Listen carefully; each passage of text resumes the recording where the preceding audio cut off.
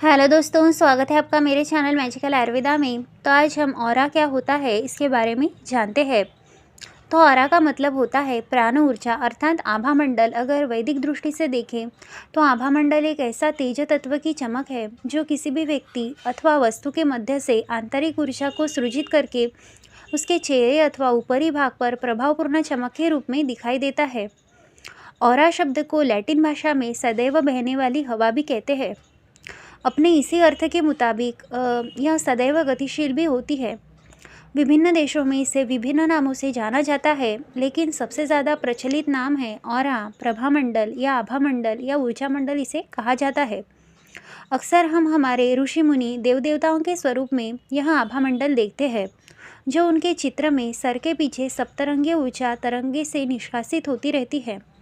वह सूर्य प्रकाश के गोले सा यह प्रतिबिंब रहता है। यही उनका आभामंडल या ऑरा चक्र होता है। यह आभामंडल हम सभी प्राणियों के जीवी जंतु, पेड़ पौधे, निर्जीव वस्तुओं में एक प्रकाश पुंज के रूप में देख सकते हैं। यह अवश्य है कि किसी में कम, किसी में ज़्यादा यह होता है। उदाहरण स्वरूप ताज़े फल एवं सब्जियों को ही ले ले। उनमें शुरू में जो चमक रहती है और आकर्षण रहता है, समय बीतने पर वह फीका पड़ जाता है। वैसे ही जिस व्यक्ति की ऑरा ज़्यादा होती है, वह व्यक्ति अपने आत्मविश्वास और चुंबकीय आकर्षण शक्ति की वजह से लोगों को सहज ही प्रभावित कर पाता है। समाज में उसकी बातों को सुना जाता है, लोग उसका अनुसरण भी सहज ही करने लगते हैं। ज़्यादातर वह स्वस्थ होता है, पर जल्दी काम करते हैं, जिससे वजह से वह स्वस्थ वह हो जाता है। हर प्रकार की स्थिति में वह अन्य की तुलना में ज़्यादा अच्छा कर पाता है।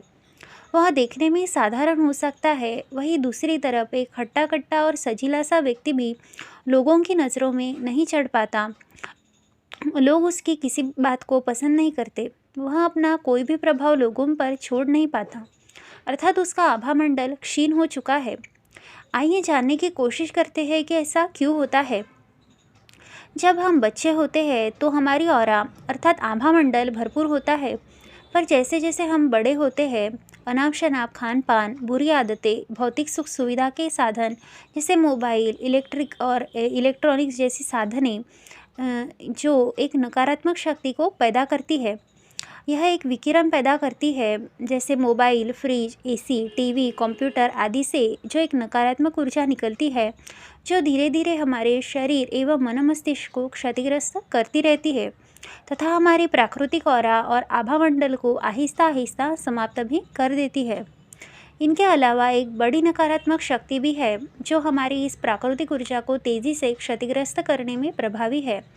वह है जियोपैथिक स्ट्रेस। यह धरती के गर्भ से आने वाला एक ऐसा नुकसानदायक रेडिएशन है, जिसकी उत्पत्ति का कारण भूगर्भ में धरती की चट्टानों से खिसकने, पानी के भूमिगत स्रोत के बहाव से उत्पन्न ऊर्जा जो दाब के कारण से दूषित हो जाती है, अथवा भूमिगत जल के बड़े स्रोत या ऐसे कई अन्य कारण हो सकते हैं।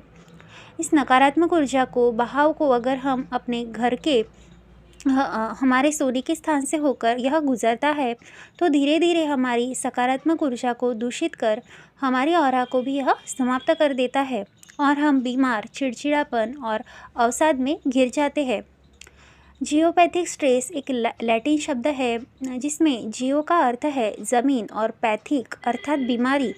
यह नकारात्मक दूषित ऊर्जा लंबवत ज़मीन से उत्सर्जित होकर वनस्पति तथा वस्तु के साथ साथ हमारे शरीर का इम्यून सिस्टम भी कमज़ोर कर देती है, जिससे हमारी रोग प्रतिरोधक क्षमता कमज़ोर हो जाती है। परिणाम स्वरूप हमें cancer, heart problem, joint pain, kidney problem, sugar, liver, रक्तचाप आदि इसके साथ साथ डिप्रेशन जैसी मानसिक परेशानी, दौरे पड़ने जैसी भयंकर बीमारियां भी हमें घेर लेती है।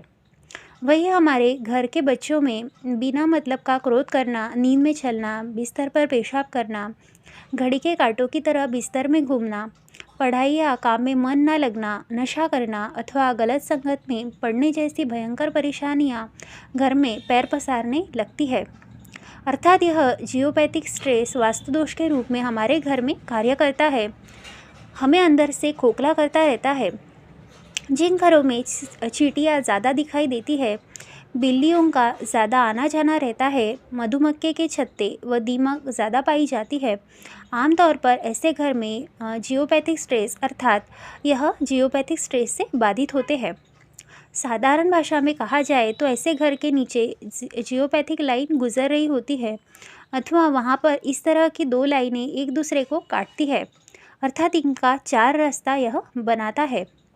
यह घर में साथ साथ ऑफिस, दुकान, फैक्ट्री में भी यह नकारात्मक ऊर्जा लाइन हो सकती है, जो काउंटर के नीचे से प्रबंधक अथवा किसी भी कार्यरत व्यक्ति के बैठने के स्थान से नीचे से फैक्ट्री के महत्वपूर्ण मशीनों के नीचे से यह गुजरती हो सकती है, जिस वजह से हमें भयंकर मुश्किलों का सामना भी करना पड़ सकता है। व्यक्ति अपना कार्य उचित ढंग से ना कर पाएगा इससे, और मशीनें ज़्यादातर यह खराब ही करता रहेगा। अतः ऐसी नकारात्मक ऊर्जा की जांच किसी कुशल भूगर्भ विज्ञानी एवं वास्तुशास्त्री से करवानी चाहिए। इसका उचित परिशोध करवाना चाहिए, जिससे व्यक्ति का उस स्थान को शुभ ऊर्जा से परिपूर्ण किया जा सके। इस नकारात्मक शक्ति यानी निगेटिव एनर्जी को अर्थात जियोपैथिक स्ट्रेस की जांच आज के युग में हमारे महान वैज्ञानिकों ने आसान कर दी है, जिसलिए उन्होंने ऑरा स्कैनर नाम का एक आधुनिक यंत्र इजाद किया है, जिसकी सहायता से एक वास्तुशास्त्री कुशलतापूर्वक एवं प्रामाणिक रूप से वस्तु एवं व्यक्ति का आभामंडल जांच कर सकते हैं। यह ऑरा स्कैनर कंपन और कोणीय दिशा गति के माध्यम से सटीक ऑरा प्रतिपादित करता है, जिससे संबंधित व्यक्ति, वस्तु तथा स्थान का सुलभ उपचार संभव हो पाता है। क्योंकि आज का इंसान सच्ची खुशी और शांति के लिए दर दर भटकता रहता है। जैसे ही वह अपने ऑरा के बारे में जानता है तो उसे पता चलता है कि उसकी सारी ऊर्जाएं उनके अंदर ही है। इसी ऊर्जा से उसके सच्ची खुशी, प्यार, शांति का एहसास होता है। तो वास्तुशास्त्री द्वारा बताए गए प्रभावशाली उपचार माध्यमों से वह अपनी ऑरा को या आभामंडल को बलवान कर अपने जीवन को हर प्रकार से सुखमय बना सकता है। तो अगर जानकारी अच्छी लगी हो तो हमारे चैनल को ज़रूर सब्सक्राइब करें। मिलते हैं नेक्स्ट वीडियो में, तब तक के लिए धन्यवाद।